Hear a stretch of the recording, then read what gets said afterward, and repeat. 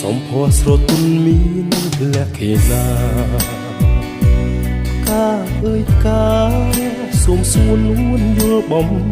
ណងក្តីស្រឡាញ់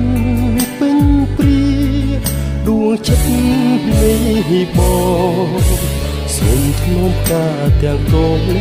ក្នុងហារទី